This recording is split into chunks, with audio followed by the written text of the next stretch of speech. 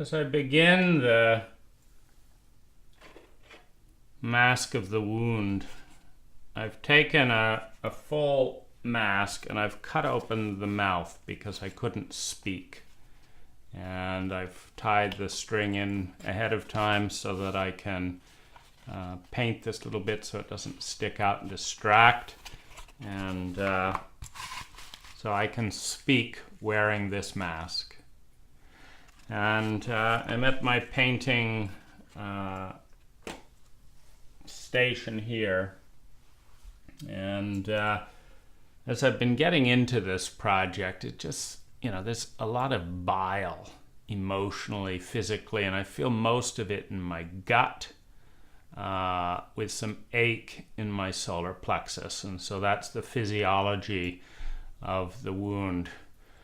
Emotions of grief, rage, hurt, sadness, bitterness, all of the things that are not welcome in polite society, that are not welcome anywhere, frankly, which is the problem.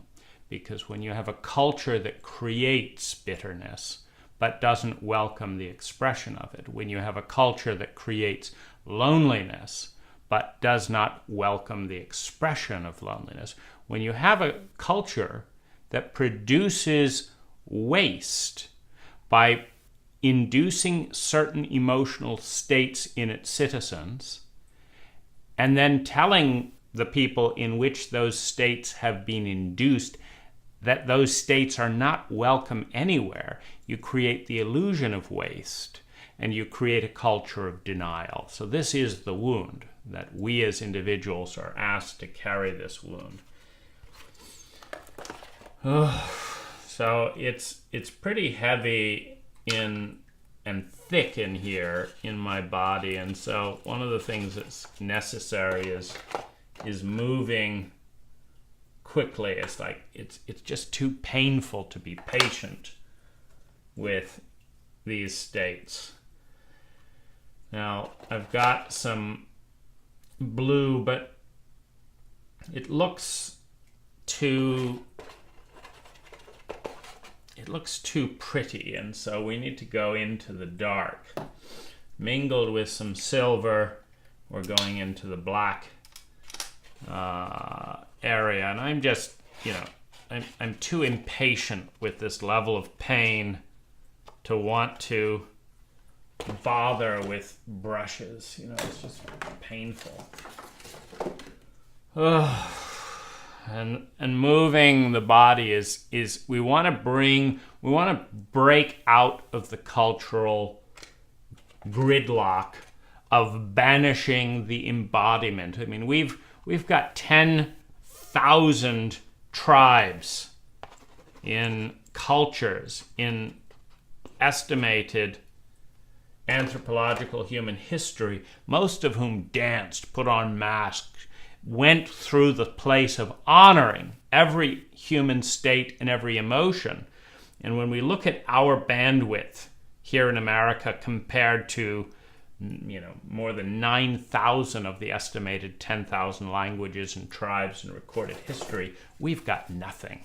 We're not advanced. We went from full emotional range where we could, express joy and celebration, where we could love and, embody, where we could dance for 2 or 3 days, talk about fat loss, where we could be human beings expressing our human emotions, where people could have funerals for human beings and grieve for 3 days and 3 nights and come out spent. And what we have is a gridlock that pushes us down and down into such a mediocrity of emotion that rather than be done with a grief in 3 days, we're not done with it in 10 years. We're still drinking or eating, etc., to stuff emotions down that more intelligent cultures got out in a matter of days. So I'm moving into the main here of this blue. I just... Now in the going beyond this Western dogma of separating mind, heart, and body, we move back into the synesthesia of connecting, where every feeling has a sound, where every word has a sound, where every word has a posture, where it's integrating heart, mind, and body rather than keeping them separate, where you would have absolutely no way of knowing that someone says, I'm feeling a little angry today. I mean, what is that? That's Western culture. But it's also ignorance and stupidity. There's no biological connection. You cannot release emotion with this kind of prissy ignorance. It's absurd. It's absolutely absurd. And we've been pushed into these tiny little boxes with less and less range to feel, to move, to be, to exist in our own world. And that's what we're trying to break down. That's part of the grief of all these feelings stuck in here since birth. Ah! Ah! I don't know what to do with this. I mean, this is the lost maze of emotion. There's zero guidance from kindergarten to high school about how to feel and deal with a single emotion. Plenty of guidance on how to not feel and how to shut up and be silent. There's almost nothing leading us to move forward, to honor how we feel with this scientific instrument called a human heart, which has a feeling about absolutely every thought and every sensation in our world, most of which we have zero space to do anything about. So I'm feeling the cloudiness in my throat, feeling the anger, feeling the grief right beneath that anger, the sadness. I was talking to my brother earlier around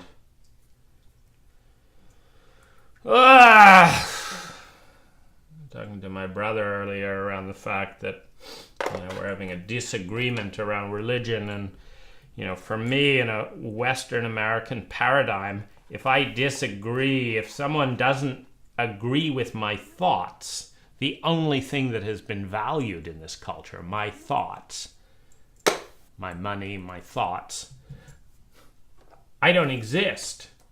It's like there's not room to exist on the basis of emotion. If I'm not right, if I'm not proved right, if someone doesn't agree with me, it's as if I don't matter at all, because the only thing that's ever mattered in this culture is my ideas. Ugh. Ah.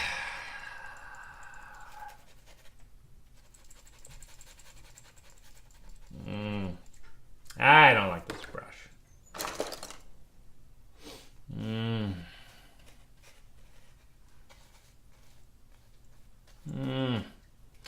Just feel the open wound here. Just stuff mashing and gashing. Ah! Now, one of the tricks here is to turn grief and pain into anger. Anger can get out. Grief and pain just settles into the bottom of a dark pool, and there's no way to get beyond it. It's good to understand that beneath anger is grief and sadness. But to move it, and moving into a little bit of the embracing, the excitement of the wound, that yes!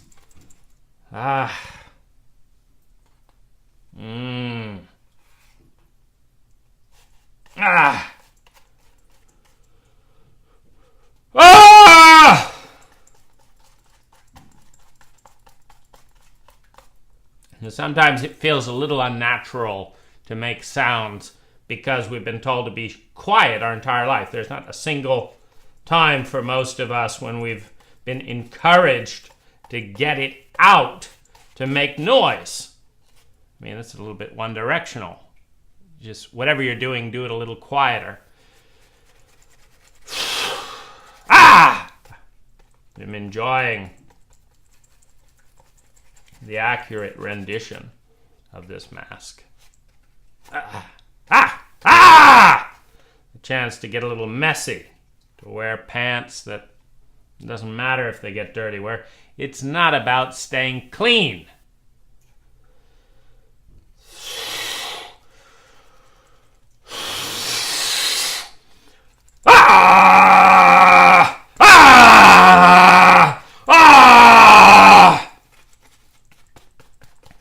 Warriors learn that to go into battle, we need to feel this hurt, this anger, it's the one place the wound gets to exist. Yet it's often the one place where the wound gets reenacted. Oh, it's not a perfect mask. It's not a pretty mask.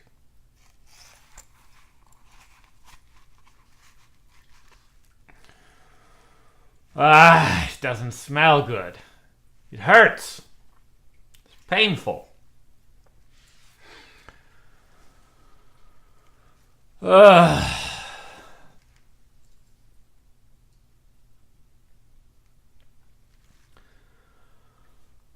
just feel the tears. I feel the tears, and as I bring imagination, there's just a river of tears flowing from these masks. Blue tears, pure tears that reflect the grief, the ugliness that has been carried inside this vessel for so long. These tears need to flow over me, need to flow through me. The blue waters need to come out, and this gets into another area. The crushed, crumpled imagination needs to be unfurled as an expression of psychic terrain. It's not just imagination. It is the precise images that emerge to reflect a precise state of being that allow us to facilitate through language and words something that might otherwise need to be played out in action. The pure grief, the beautiful grief of an unsung heart, of an unsung mind.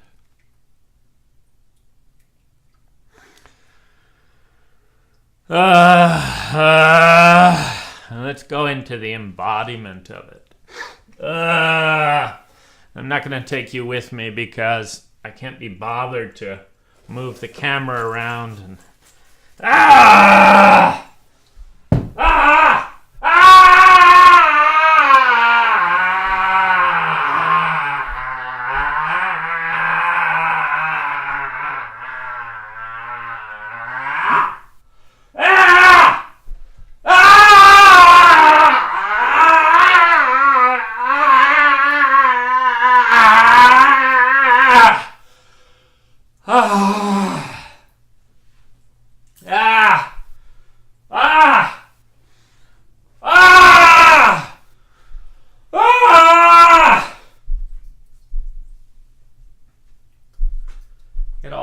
darts of judgments, and to understand that neurology, that brain chemistry is catching up with the fact that every sound changes something in the brain, that every emotion changes the chemicals in our biology, that every movement changes our biology. We cannot create toxins with thoughts and bitterness and repression for decades and then not do anything to release that out into the field. A thought in an abstract, unemotional way doesn't do it. It has to be felt. It has to be spoken. It has to be sounded. You have to hear with your ears what's going on inside there and understand, where's it coming from? Where's it coming from? What's creating all this pain? For me, it began with childhood trauma. No empathy or engagement around childhood trauma. Now, the symptoms of childhood trauma are so easy to spot. Bedwetting, shaking, looking down, tight emotions, fear, looking away, desperation, tears, violence towards others who are weaker. You see, this has to be experienced coming towards one before it goes out. These are some of the symptoms. No empathy or engagement around childhood trauma. If you're one of the many Americans who were beaten, that pain of being a 6-year-old boy, scared out of his body, unable to be present, anticipating the wound. I can't go back to those memories now. They hurt too much to feel, but they're in my body. And no one's beside that 6-year-old. When you have a life-threatening trauma at home, you enter a reptilian state. You dissociate from your body. You dissociate from emotion. You dissociate from those around you that you cannot empathize with because it hurts too much to be beaten, to be betrayed, to be disowned through physical violence. Physical violence, when you have it in this unregulated state, a giant of a man, a giant of a woman, next to this, relatively speaking, small boy that is in need of survival, of security, of love and belonging, 3 of Maslow's core hierarchy of needs.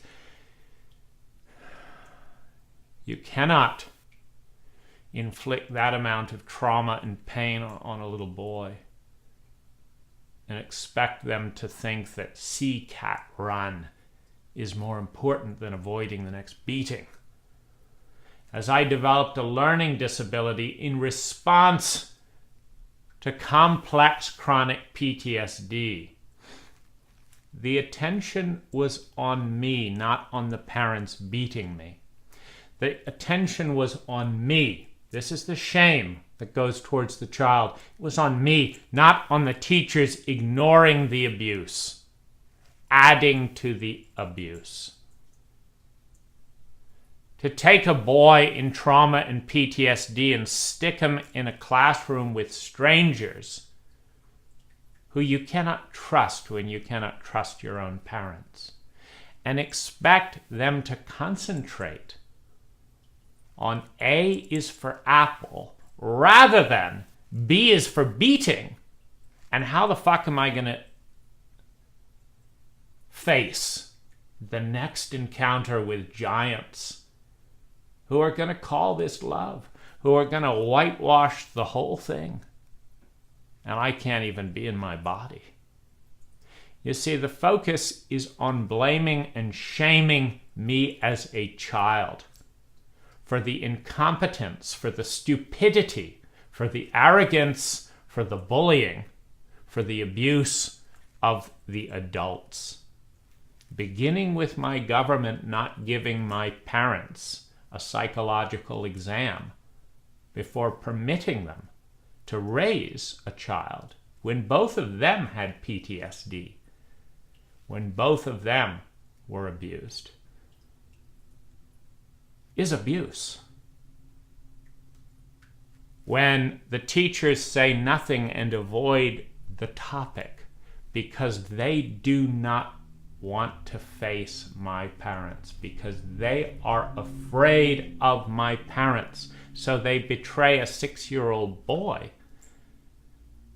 to cover their own asses when they can't face my parents as an adult, but ask me to stop fidgeting with fear and pay attention to an absurdity. See cat run. How about see teachers run? How about seeing cowards stand by and bully an infant? How about that? That would be engaging. I could deal with that in school because that's my life. This is the betrayal. This is the wound. And no one is talking about it. Why do you have a learning disability? Why are you having trouble at school? Well, because you're beating me, because no one's talking about it, because I'm not offered any safe protection, because if I open my mouth to speak the truth, I get slapped. Is that good enough reason to not focus on a cat who doesn't exist on a blackboard that has no relevance to my survival right now? Is that a good enough reason for you? As I developed fear of other people, again, the focus was on me. You see, there's a continuous shaming and blaming of the only innocent party in the mix. You take a 6-year-old boy, you take 100 6-year-old boys. You beat them, you humiliate them, you shame them, you call it love, and you send them to school, and then deny what's going on at home, and see how many of those boys are going to think that the most important thing for them to think about is not their abuse, not their wife or their mother being cheated on, none of that, but actually an imaginary cat in an abstract language called letters with idiots who are so frightened that they would give a 6-year-old boy the job of confronting people they're too frightened to face themselves. Is that a stroke of courage? Is that an example of people being trustworthy? No. An intelligent response for a 6-year-old boy is terror of what hides behind the lies and smiles of these people. It might be even worse than what lies behind the smile and lies of these people who love you, called parents. So there's this constant focus on why are you shy, as opposed to why are the parents creating such an unsafe household that you don't trust other people, which is a human impulse to trust other people until you are betrayed, until you are traumatized.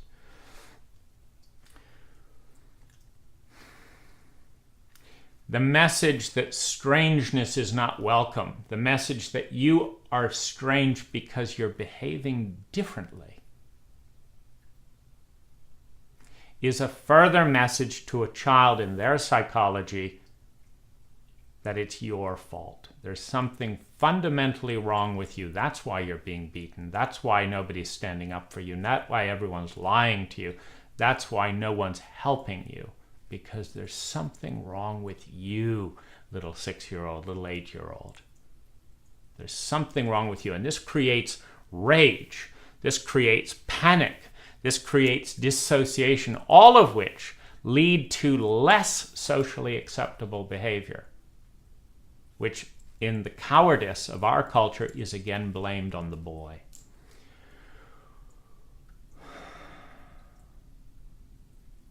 When not a single ally looked at the obvious fact that if you're this terrified, someone must be terrifying you, and that's not right.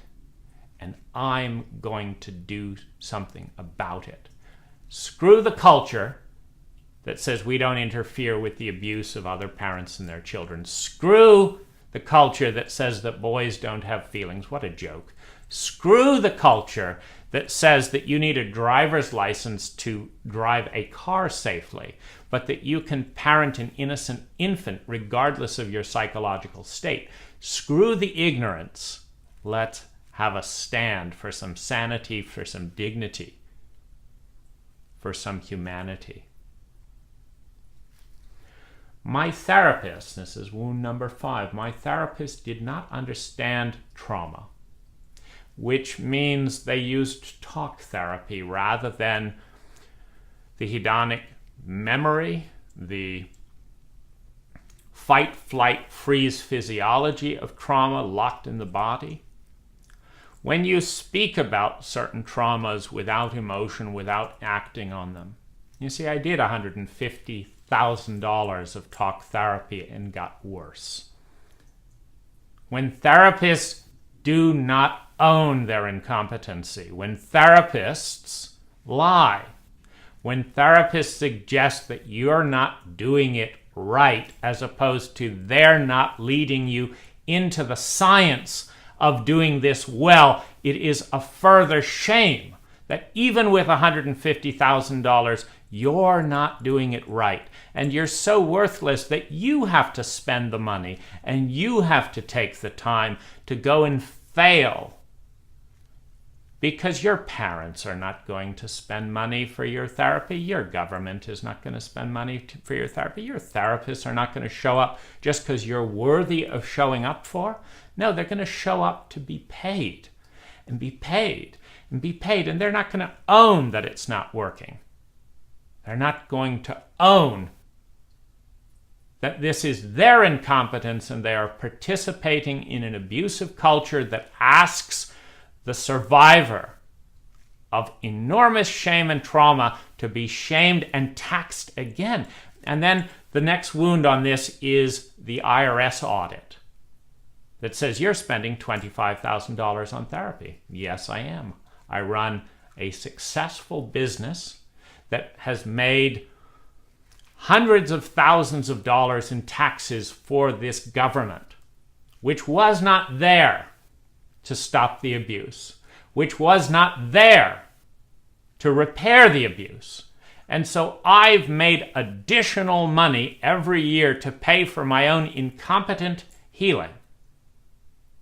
And you want to tax me on that. It's not ordinary or necessary in the ignorance and the sociopathic stupidity of an uninformed government to realize that people who have been traumatized need support and that they ought to be providing that support at a childhood age. They're not. The burden falls to the victim of abuse to repair the incompetence of the culture. And we're going to tax you on the repairs. It is insane. It is dehumanizing. It is cruel ignorance and stupidity. And when one realizes that your government could give a damn about your feelings, about your needs, about your health and well-being, that it is only interested in maintaining its own power structure, however absurd. You can sit the IRS down and bring in a psychologist. Do you want to learn anything? No. We don't want to learn anything.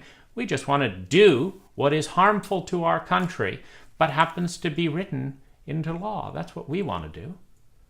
And we're not interested in your feelings about it. And don't look at us. We're just doing our job, hurting you. Women online did not honor my needs and pretended I did not exist over and over and over again. I can't tell you how many women I've heard talking about there's no good man, meaning I don't exist. Saying men don't talk about their feelings. I do. Well, I don't want to hear about you. Men don't talk about their feelings. You may talk about your feelings, but you're not a real man, right? You have feelings. You know, it's this catch-22. I want a sociopathic badass who date rapes and who gets me excited with adrenaline and, you know, tall, dark, and handsome and is rich. I want him to talk about his feelings. I don't want you as a human being to talk about your feelings. You're not very cool. So cool people don't talk about their feelings. I want a cool man who talks about his feelings. You're not cool, so there aren't any good men out there. It's this catch-22 that is not logical. Now, this is, of course, not the fault of little girls for growing up in a sociopathic culture of this nature, in which they are blamed over and over again for all kinds of mixed messages, in which they don't get any therapy from their government or any healthy emotional literacy. So people are pitted against themselves that could easily be allies through ignorance and fear that is systematically sustained by a high school system that teaches one thing about emotions. If you have them, you're uncool, and you will be bullied, and you will be humiliated. Well, since every single human being has emotions and has had emotions and has motivated every single action in human history by emotion, this is a no-win situation. that promotes push-pull sociopathic ignorance on a cultural, societal level, that ensures abuse on top of abuse, on top of abuse, on top of abuse. Because by the time a man reaches 23, sure, I'd built my own house. Sure, I had my own business since I was 17. Sure, I'd left home at 17. But the amount of abuse and emotional ignorance, trauma, and shame heaped upon me by every single authority figure and looked at often for praise, like, aren't we doing a good job? Aren't we doing a good job? We sent you to a private school that abused all your emotions. We don't want to hear how it felt. We don't want to hear who you are. We don't want to know what you think about our impact. We want to tell you how great we are. And if you're a halfway decent kid, you will shut up and deny your entire felt experience to tell us what we want to hear, that we're great parents, that we're this great country, that you're so lucky to be abused here rather than somewhere else. Your feelings don't matter. I witnessed the people who were most sensitive and needed the most help being shamed and bullied the most. If that isn't evidence of a sociopathic culture, I don't know what is, and it's painful. It's painful to know that the primary way targeted aggression will be allocated is how to hurt the most sensitive people the most. And that this culture teaches you to stand by and watch, just like the parents stand by and watch, just like the teachers stand by and watch, just like the parents of other children stand by and watch, asking the child again and again, it's not so bad, is it? Please tell me we're doing okay and don't have to bother changing because we don't want to. The fact that you're in hell and in horror, well, let's not talk about that either.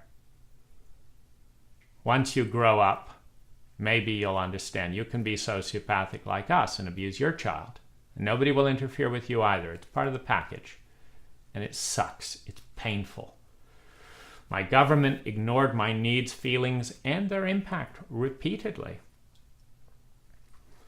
From writing to my government when I first came back into the country and saying I'm an American citizen, I'm just arriving back in the country, I do not know who to contact about what, who to pay taxes to, how much is due, anything. I don't know anything about my relationship with my government. Can anyone help me? I did not get a reply. These are the people that ask that don't get a reply. What about the people that don't ask, that just don't know, but are going to be penalized for not knowing, as opposed to the government being penalized for not informing and taking ownership that if it's going to create more than 1 million pages of law, that it's its responsibility to make that intelligent to its people rather than the people's responsibility to not know what they don't know and be punished for not doing what was never explained to them. This is a setup to fail, and it is a setup of immense hostility. I have gotten the message that it's my job to fix the culture's problems as if they were my problems. In other words, when I say, gee, I was very candid, vulnerable, and open online with 10 different women, and I believe I'm being penalized specifically for being a sensitive man. Something that women will happily complain that there are no sensitive men, that there are no honest men, that there are no da-da-da, but specifically for being that way, I'm being penalized. And rather than saying, we're very sorry, you're growing up in a fucked up chauvinistic culture, the message is always the same. Well, why don't you try not having emotions? Why don't you not tell any of these women that you have feelings? Because it's a little bit vulnerable for a first email. Well, I do have feelings. Yeah, I know. But why don't you pretend that you don't have feelings? Because that will help you get ahead in a fucked up culture. Why don't you get unhealthy as well? Because we're not going to help you find healthy women or healthy this or that or the other. I mean, give me a break. Are you naive that you would actually think there would be healthy people in your own country? You solve the problem. Well, I didn't do anything wrong here, and my girlfriend's pretending, that I cheated on her, this, that, and the other. Oh, yes, well, women have this time of month, and da, da, da, da. Why don't you just apologize and pretend that you're bad or something, and then she'll get over it, and don't fight her? And it's like, yeah, but that's not true. No. So it's a constant thing. So your government is sociopathic. Yes. But why don't you just not tell them it's therapy? Why don't you call it something else? Call it entertainment, because you can write that off in taxes. In other words, why don't you distort and lie over and over and over again to fix the problems, to adapt to the problems that shouldn't be there to begin with? Because we don't want to do anything about it. The advice givers do not want to do anything about this, other than tell you how to adapt to a sick culture. The message being, it's my fault that I didn't know that being honest was a bad thing here, that being honest was a bad thing here, that I didn't realize that my government was out to destroy my life, and that I just need to hide this and this from my own government, as opposed to challenge, why the fuck am I born into this culture where my government's primary responsibility is not to my well-being? Why am I born into a culture where I have to hear on the news of 500,000 innocent Iraqis killed on my dime, but there's not enough money to subsidize my therapy for the PTSD they are exporting to another innocent country? Millions of Iraqis will have PTSD around the 500,000 innocents bullied, killed, maimed, hurt in our search for weapons of mass destruction. I don't want any part of that. Who's apologizing to me for spending my money and my reputation as an American to hurt other people while pretending there isn't enough money to help people at home?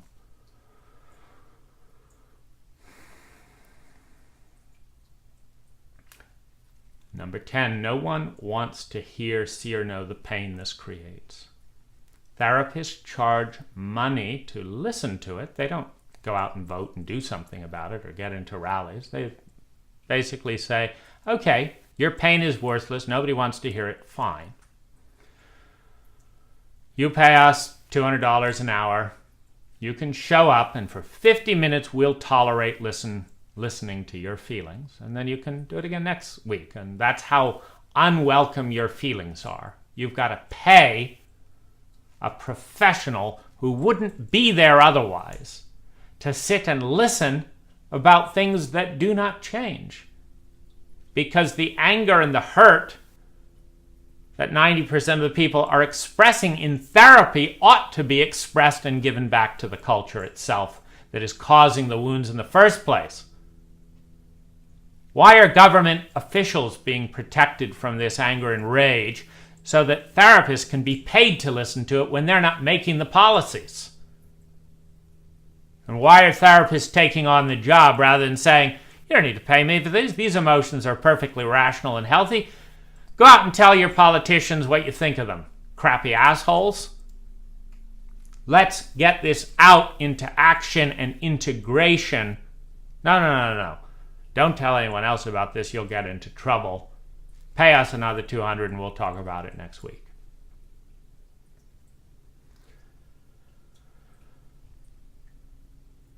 The stereotype of a man is so rigid, is so nonsensical, that I am apparently strange for being bothered about this. And this is absurd. Why is such intelligence considered strange? Why is such human emotion in a scientific organism called the human heart called strange?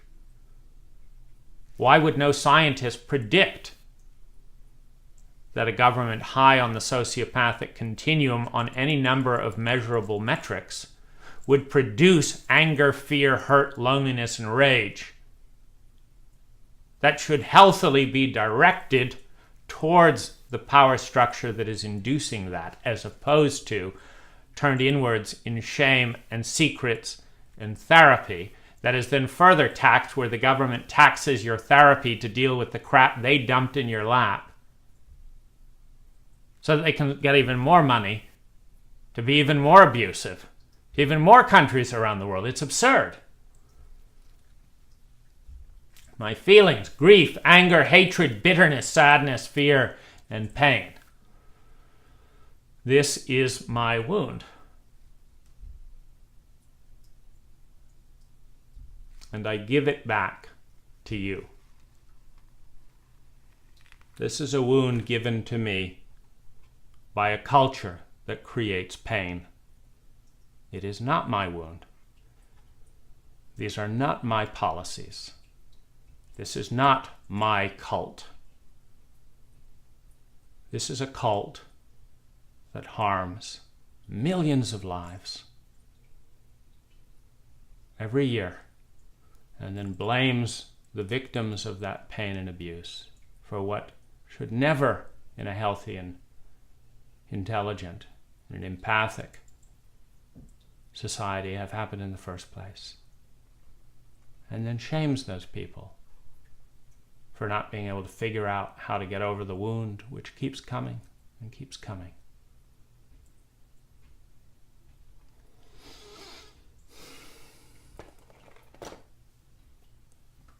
A world I want to live in. One where we each make a commitment to every citizen, to every human being, that we as a country, a community, and a world will help them meet their basic human needs. A world in which it is the paradigm, that it is our primary responsibility to see that every hungry person is fed. This is basic Maslow's hierarchy of needs. And the hierarchy, which has been shown over and over again, shows that first you need to help people survive. If you don't, you have criminal behavior, you have shame, you have abuse, you have trauma. That is much more expensive to fix than it is to prevent. Every single person needs a meal and shelter. And it's not hard. In most cases, it is the government agencies themselves that are harassing. For example, I tried to move into a tent or a yurt on my own land. I bought a $200,000 piece of land. Why not move on to that for $2,000 with a yurt? There's septic already in, and then slowly build my own house. Not allowed. Not allowed.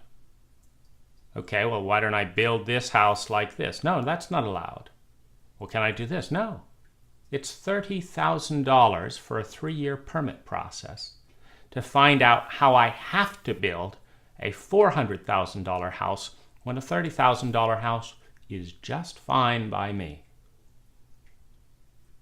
So if I didn't have the money to fund my land and my own home here, I would be on the street rather than being allowed to build something intelligent on my own land. We would rather have people pushing shopping carts around one of the wealthiest counties in the United States, Marin County,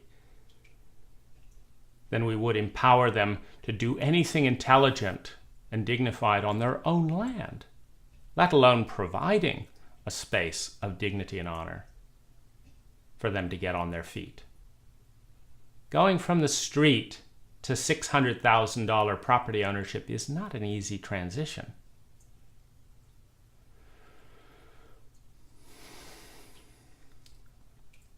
The basic needs for healthy organic food, for shelter, for security in that, and a right to have that, as opposed to if you don't meet all these rules and pay all this taxes and read all these laws and do this, you're on the street and shamed. The right to medicine, something they manage in Denmark. I don't know why we can't, but they do a wonderful job in Denmark. Wonderful job. Now, the right to feel loved and belong. Do you feel that? In what areas? How much? Do you feel completely and totally loved? Do you feel that you belong? How about your anger? Does your anger belong? These are needs, according to Abraham Maslow in his studies of healthy, functioning cultures and people. These are human needs that we share, the need to feel loved and belong. I don't have that in my neighborhood at $1 million home.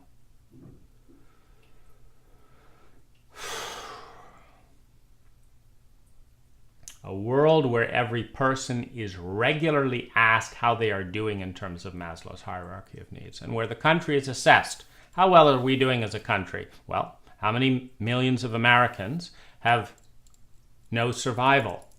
How many millions of Americans have no security in their survival? They may have a $100,000 job, but they may have a mother with a $100,000 hospital bill.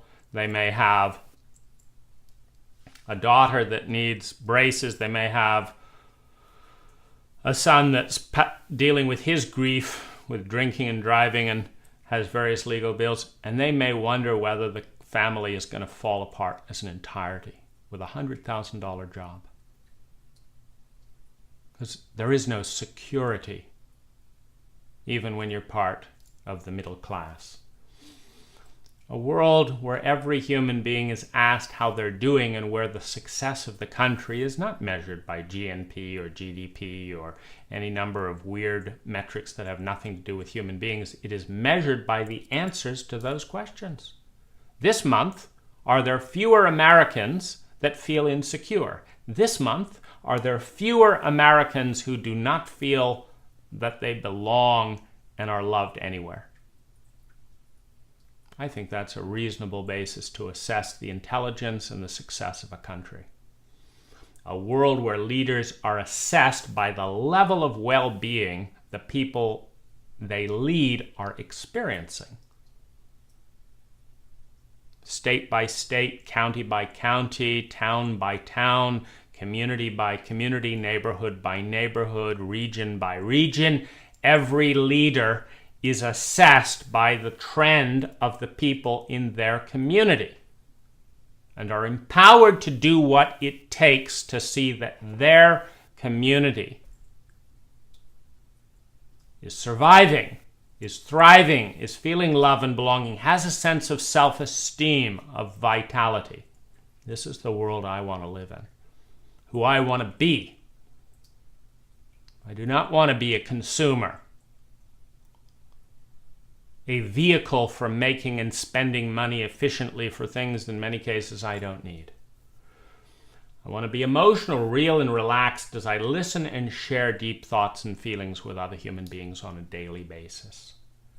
I want to be empowered to have my talents used to create well-being. You realize that I live in a country that does not do a talent assessment on me or anyone else, so that my government does not know what my core talents are, my unique strengths, does not know what they are, let alone begin to think of a strategy of utilizing them to create well-being for this country. No interest whatsoever. I want to be known in my strengths and talents and to be used and measured based on the well-being I create by those strengths and talents. Someone who supports others and myself in climbing Maslow's hierarchy of needs. Where every month I help myself and others to feel more survival, more secure, more love and belonging, more self-esteem, more self-actualized, more transcendent of my initial identity at birth into something and someone who is more. This is who I want to be, and I want a cult. Every culture is a cult. It's not rational. None of what I'm talking about is rational. It's not intelligent. It's not scientific. It's not rational. It is a cult. All cultures in some areas are cults. But I want to be part of a cult that facilitates the human being and others using app measurements, subjectively and objectively, where we keep track of the national statistics and we engage as a people to do something about it.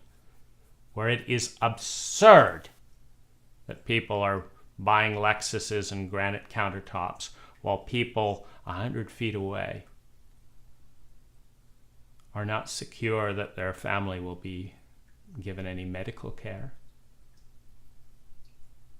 Where billionaires, in many cases, do not feel that they fully belong and are loved anywhere for who they are.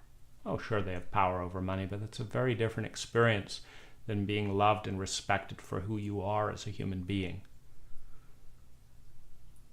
In a culture that can't tell the difference between the power that money can buy and the empowerment of being able to be the human being that you want to be in service of other people being the human beings they want to be, is an emotionally illiterate and backward cult. This is my pain. I give it to you. I give it back to my cult. And I invite you to join me in speaking of the wound, in giving back the pain, in sharing the scientific readings of your heart,